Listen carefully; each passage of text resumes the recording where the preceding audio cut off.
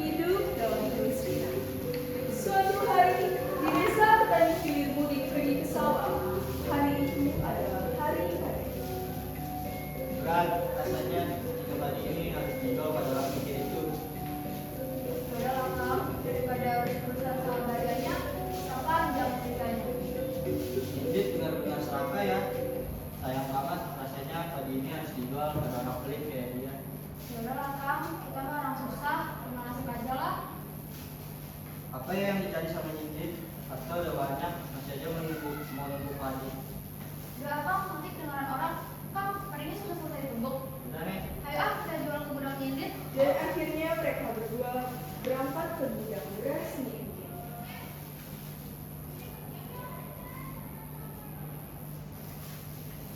Mari kak, berapa harga beli sekarang? Sama sudah dulu. Kenapa nggak naik? Padahal katanya harganya naik. Ah, dan orang cepat sekali beli. Kapan ya nanti kita berubah? Gak tahan aku hidup kayak gini. Kenapa ya Tuhan tidak mau ngomong cerita dari Udah Kang, nanti kedengaran orang. Tenang, sabar, itu juga akan ada pembalasan yang timpal bagi orang yang berbuat aniaya pada orang. Tuhan mah nggak pernah tidur Kang. ya nih. Sedangkan di sisi lain, Indit dan Barga sedang menghitung lumbungkan. Barga gimana? Apa semua pada yang dibeli? Sudah, ini sudah beli sekali banget sebulan. Bagus, sebentar lagi mereka akan kehabisan beras dan akan membeli kepadaku dan aku akan semakin kaya. Awas terus para petani itu, jangan sampai mereka membeli pada tempat lain. Beri pelajaran bagi siapapun di belakang. Beberapa minggu kemudian, penduduk kehabisan beras. Aduh, gimana nih Kang? Persediaan beras kita udah mulai menipis. Mau nggak mau kita harus beli beras sama nyibit. Mana harganya naik 5 kali lipat. Kata Neng, kemarin harus sabar. Udah, kita mau pasrah aja Neng.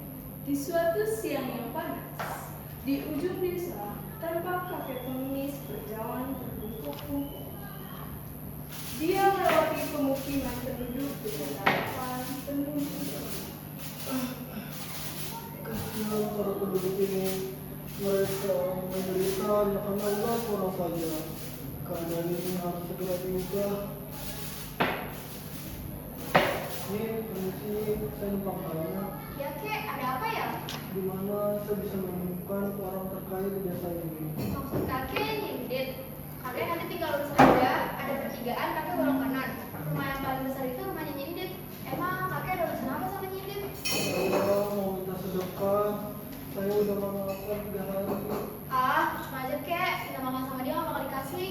Kalau kakek lapar, kakek bisa kok makan di rumah saya. Tapi seadanya aja ya kek. Tidak perlu. Saya cuma mau tahu reaksinya kalau ada orang minta sedekah pada dia. Oh ya, kau beritahu pada penduduk lain kalau akan ada banjir besar. Kakek bercanda ya? Mana ada banjir musim kemarau kayak gini? Saya nggak bercanda karena saya adalah orang yang akan memberi pelajaran pada ini. Maka dari itu mengungsilah, bawa barang-barang berharga milik kalian. Kakek pengemis pergi dan dia pun minum. Lalu di rumahnya, Indit sedang menikmati makan bersama dengan barganya. Datanglah seorang kakek pengemis. Indit,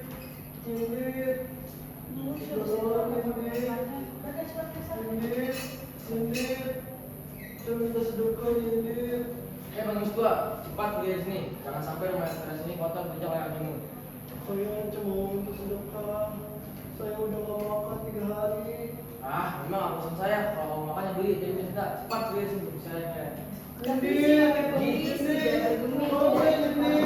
Saya minta sedekah Indit. Oh gimana sih? Siapa tahu gitulah. Saya cuma mau minta sedekah Indit.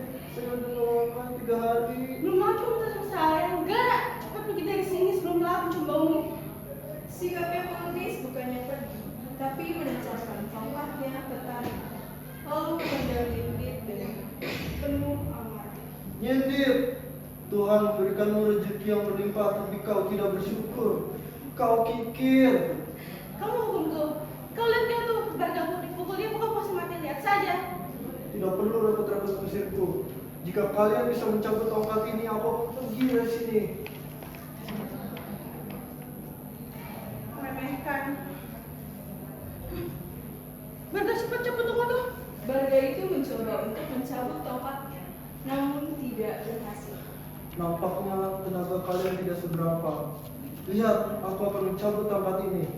Si kakek pengemis itu mencabut tongkatnya dan tiba-tiba dari bekas tancapan tongkat si kakek pengemis menyemburkan air yang sangat deras.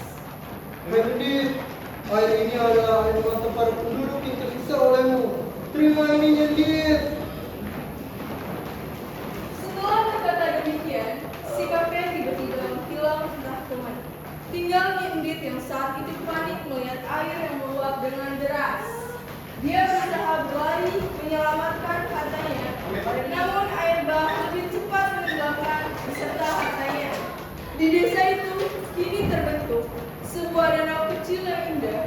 Orang menamakannya Situ Bagundit. Situ artinya danau dan Bagundit berasal dari nama Undit.